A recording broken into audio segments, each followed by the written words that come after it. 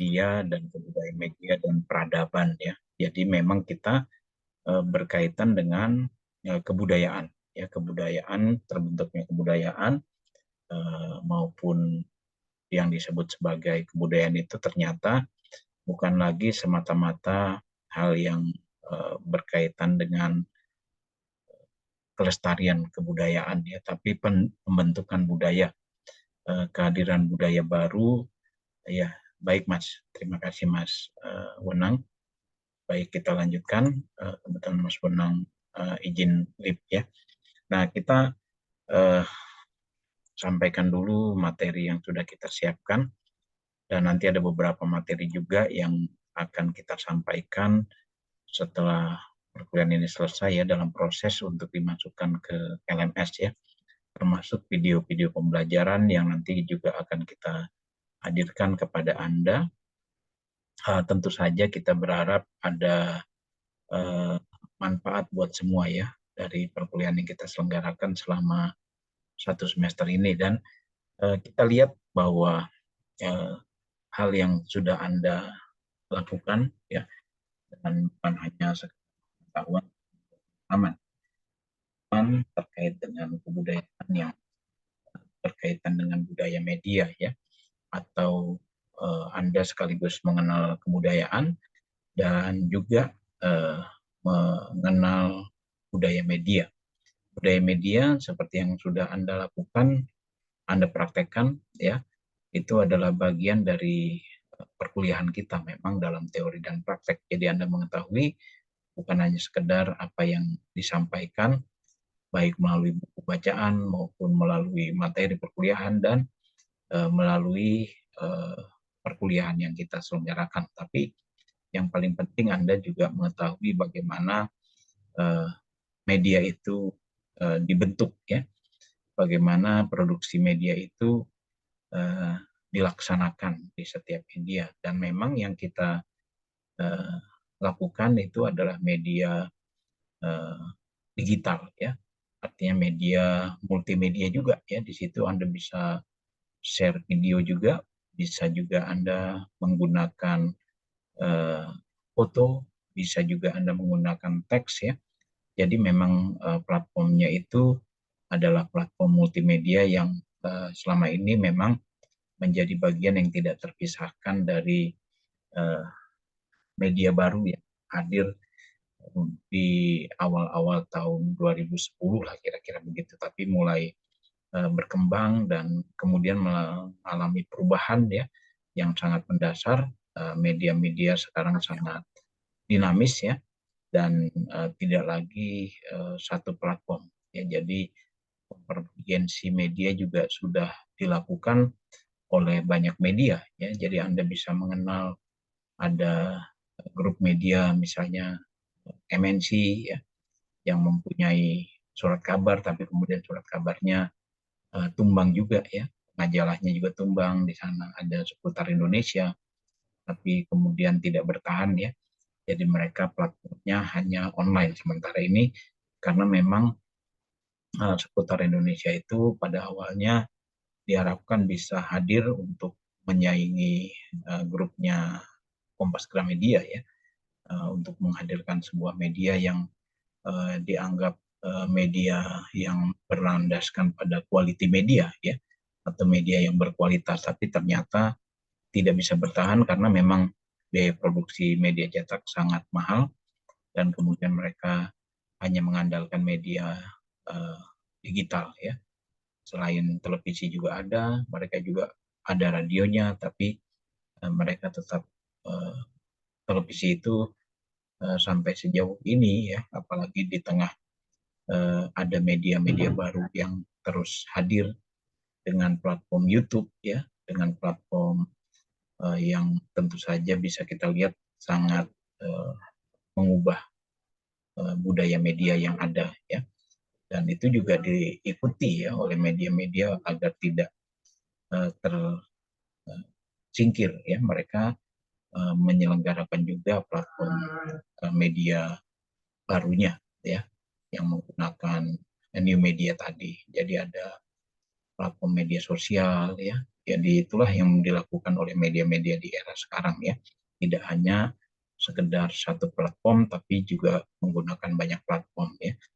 Nah, kalau kita lihat yang populer dari media tentu adalah kekuatan media itu ya, kekuatan media untuk menyampaikan pesan, seperti juga disampaikan oleh Marshall McLuhan bahwa media adalah kekuatan ya, media is power ya kata dia. Dan itu memang benar kalau kita lihat kehadiran media-media yang juga demikian dinamis ya, dan ada bentuk-bentuk media baru, termasuk pada awalnya mungkin televisi itu dikenal sebagai media baru ya, pada tahun-tahun awal kemunculannya, tapi kemudian berubah seiring dengan perkembangan media sehingga mereka juga harus menyesuaikan ketika YouTube hadir ya, karena platform YouTube ini sekarang sudah menjadi platform yang dilaksanakan di semua media juga gitu ya, jadi tidak bisa dipertahankan, tidak bisa dihindari gitu ya kalau media tidak menggunakan YouTube gitu ya, tidak menggunakan media-media sosial, mereka akan terlupakan ya.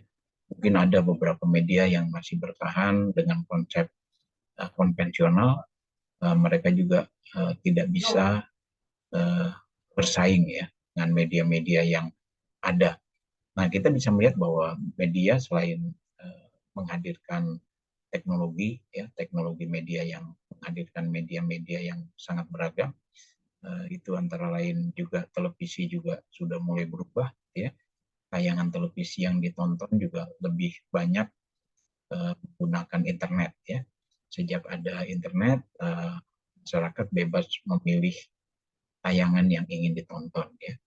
Nah, itu bedanya dengan budaya media di masa lalu ya, di mana dulu perusahaan lah ya atau media lah yang menentukan masyarakat untuk menonton siaran yang mereka siapkan gitu ya. Tapi kalau kita lihat ternyata hal ini sudah mulai tidak lagi seperti itu gitu ya, sudah mulai berubah banyak ya. Dan kita bisa melihat bahwa produk media adalah karya ya, karya jurnalistik yang bisa Anda juga kenali salah satunya dari bentuk-bentuk media yang menghadirkan informasi dan juga menghadirkan konten ya. Anda tentu bisa disebut sudah menghasilkan karya jurnalistik ya, atau karya yang menggunakan media untuk menyampaikan pesan ya. Nah, itu yang sudah Anda lakukan ya. Jadi tujuan dari karya jurnalistik adalah untuk menyampaikan informasi yang akurat, faktual, dan objektif kepada pembaca atau penonton. Tentu saja kalau kita lihat sebetulnya antara karya jurnalistik dengan non-jurnalistik sebetulnya mempunyai karakteristiknya masing-masing ya, walaupun bukan berarti karya non-jurnalistik tidak berguna gitu ya. Tetap saja ada manfaatnya ya. Karya non-jurnalistik juga merupakan sumber informasi ya, tapi kalau kita lihat karya jurnalistik disampaikan bukan hanya sekedar informasi ya, tapi dia mempunyai misi ya, misinya untuk meneguhkan pandangan gitu ya, tapi juga bisa mengubah pandangan, bisa memberikan pengetahuan, bisa juga mengubah sikap, bisa juga membentuk tindakan ya, atau perilaku yang kemudian diwujudkan oleh khalayak ya.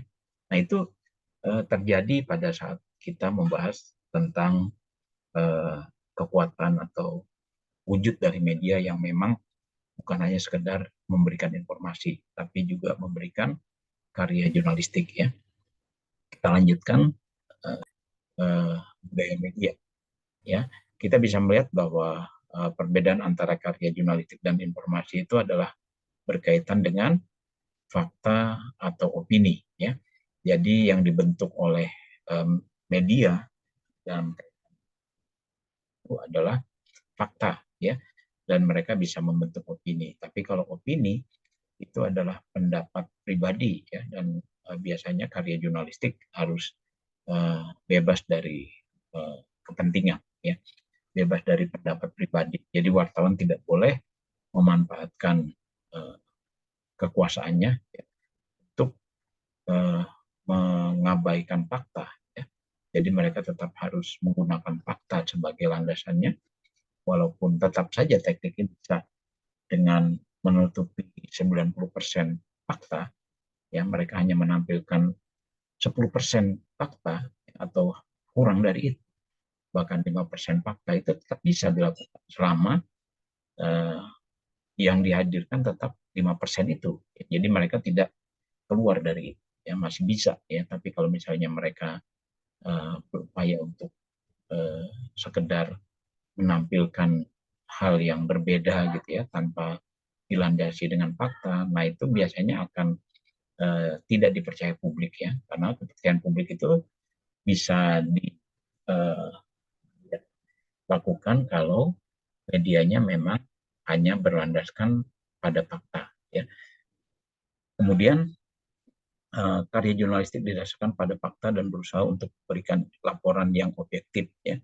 Kemudian jurnalis berpegang pada standar etika jurnalistik dan mencari kebenaran dengan melakukan riset, terverifikasi, dan wawancara. Ya, itu adalah bagian dari kegiatan jurnalistik, ya. Jadi sama dengan kegiatan penelitian, mirip, ya. Jadi apa yang dilakukan oleh jurnalis adalah seperti yang dilakukan oleh para peneliti. Di sisi lain, karya non-jurnalistik bisa mengandung banyak opini, interpretasi, atau kreativitas penulis, ya. Nah, kita akan menyegarkan pandangan kita terhadap apa yang disampaikan oleh Mas Hamekuhan ini, ya. Mas Hamekuhan menyatakan the medium is the message, ya. Artinya media adalah inti dari pesan itu. Jadi kekuatan media bisa membentuk pesan, bisa mengubah pesan, bisa menyampaikan pesan yang sudah dibentuk, gitu, ya. Kemudian arahnya adalah memberikan pengetahuan, memberikan uh, hal yang bisa mengubah sikap, bisa juga mengubah perilaku dari kalayak, ya. Nah, itu adalah hal yang bisa kita